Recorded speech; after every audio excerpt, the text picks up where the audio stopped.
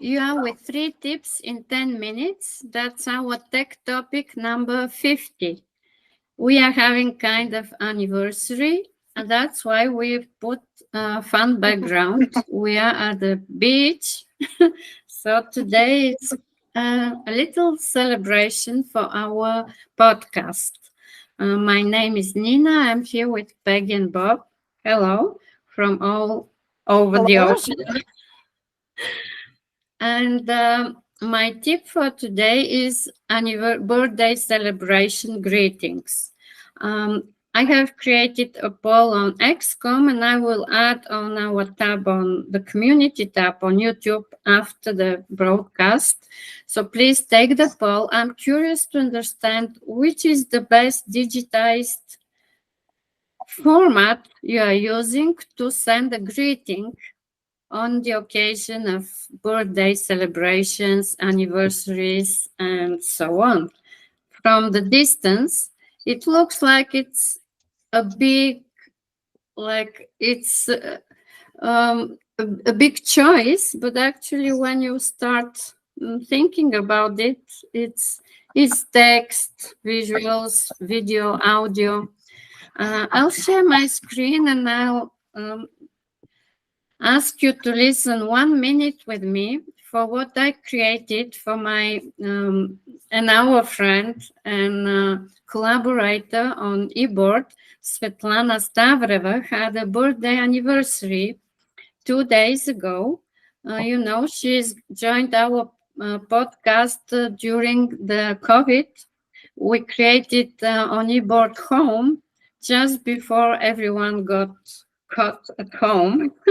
we named our series a little bit in advance, and she was collaborating with this series, giving interviews, tips. Her professional knowledge is extremely important for the internet approach in general. So I created an audio overview that is 3 minutes audio play. What I did is search for Svetlana Stavreva's name, Googled it, and just copied pasted the introductions I saw in the meta tag description. So from LinkedIn, Twitter, and she's a contributor to Forbes Council for Communication. Push the button, and here we get 3 minutes audio play that I want you to listen just for 1 minute about it. Of it. I created this article. I haven't blogged for some time, so it was kind of inspirational. So please Those skills listen. to navigate.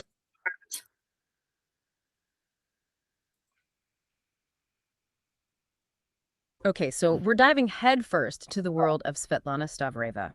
And let me tell you, the information you've given me about her is like trying to solve a really cool, intricate puzzle. It's quite a life she's led. It really is. I mean, we're talking born in Bulgaria, grew up in Cuba, educated in Europe, and now she's working globally. I mean, that's just incredible. It makes you wonder, where do we even begin to unpack a story like that? You know, it's interesting. You've touched on a key aspect here. Just thinking about the range of experiences she's had, being exposed to so many different cultures and perspectives, I'd imagine that's had a huge impact on her communication style. Oh, absolutely. And on top of that, her career path is just as diverse. Like we see marketing, journalism, government relations. Oh, and then there's car racing. Yeah, car racing. It's not every day you see that on a resume. So I'm curious, what does a detail like that tell us about her personality? I mean, it's a pretty unexpected hobby for someone in her field. It's certainly intriguing. I don't think we can draw any definite conclusions, but it does suggest someone who's not afraid of a challenge. Car racing, it requires precision, strategy, and you've got to be comfortable with a certain level of risk. Those are all qualities that could be incredibly valuable in fields like PR and marketing, don't you think? Absolutely. You need. Okay, so as you can hear, that's my tip. Start using audio overviews with NotebookLM. We have already 3 or 4 resources linked below the video, starting from Bob's tutorial, and I already have 2 use cases that are fantastic. And for fun, also, it's audio play is a file that has a very deep impact on the way the person receives it, because the quality of this file is professional. That's my tip for today. Peggy? Okay, sorry, I didn't know I was next. That is so neat that NotebookLM can, it sounds so natural, people talking. It's amazing. So my tip this week has to do with using Google Docs to create a travel guide or any sort of guide or document. And this was inspired by reading about how some of the most sought after travel guides are in Google Docs, not on a fancy website or a book or anything like that. And I wanted to point to 2 features in Google Docs that really make this great. The first is that you can add a cover image. This makes it look really professional. You can use stock images that they supply or upload your own image.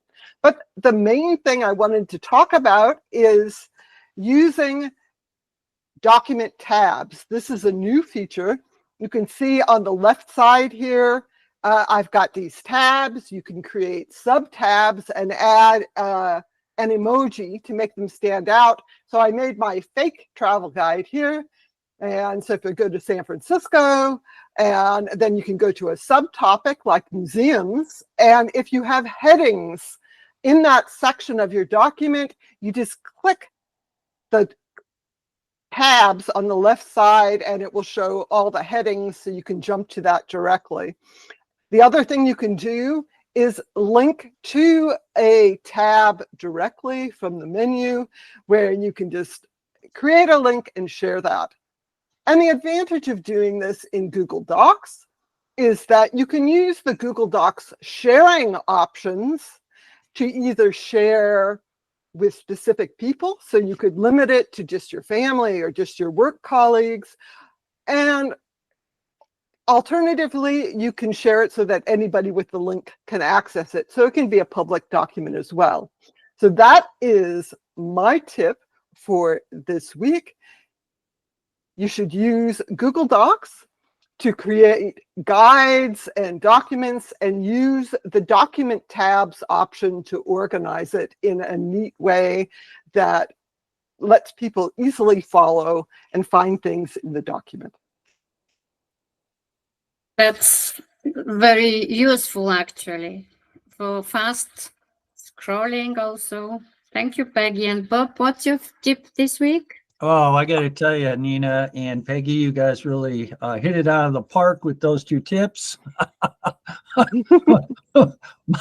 my tip isn't as glamorous, I guess, and I'm talking about alt text in web page images. Okay, and for the longest time, I just this has been kind of a mystery to me, and I kind of dug into it. So I'll share some information that I discovered about the usage of alt text. Okay, so why do you want to use alt text? Well, search engines can find your images better.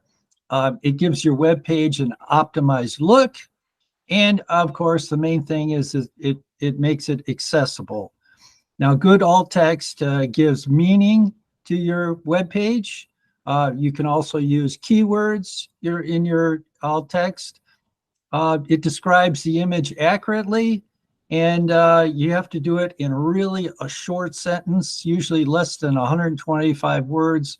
So you're really going to have to be put on your thinking cap to really reduce the text and make it really pithy, okay? But first, before, we have to determine, what is your image? This is really important. Is it informative or is it decorative? Now, the reason why I asked this is because if it's informative, you should use alt text, okay? Now, if it's decorative, you don't have to, because it doesn't supply any meaning beyond just being decorative, okay? So how do you figure this out? Well, a good way to do that, I've read, is to take your web page and read it to somebody over the phone, and that will help you determine whether your images are informative or decorative, okay? Again, now, if they're decorative, you don't need to supply any alt text, but if they're informative, you need to include information that's not underlined, not included in the main body of text in your web page, okay? You don't want to be redundant, but you want to be very precise. What does this really do, okay? So you want to put the most important, writing in alt text, put the most important information first, okay? And then leave out superfluous words like image, icon, or picture, because basically that's going to be already described by the alt text reader, okay? So there are some really good web pages. I'll supply some URLs which you can go to that would actually give you like a matrix on how to decide whether it's informational or decorative, and or explain it further using really some good photos too. So take that for what it's worth and have a good day, okay? That's Thank a great you, Bob. tip.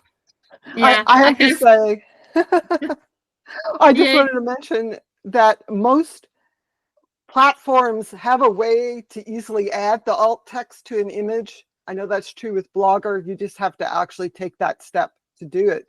So that's a really useful tip, especially how to word it. That's right. In most cases on WordPress, you'll put it into your library, and there'll be a box that will appear in which you'll put in the title, caption, alt text, and even a description. So remember that alt text is only one piece of information that you can provide. And again, if you're using your images outside of a web page, you're going to include other things like descriptions, because you're not going to have the text accompanying the image from a web page. So that's what's kind of confusing, okay? Okay. Thank you, Bob. Please, everyone who's watching, add comments if you wish Bob to create a separate how-to video about alt descriptions, since this is an obligatory topic that has to be excelled always, all the time, improved and excelled. Thank you so much for watching. We are back next Sunday at the same time with our OnEBoard chat, longer discussions. That's all for today. Thank you. Thank you for your Thank you, chat. everyone. Join us at the beach sometime.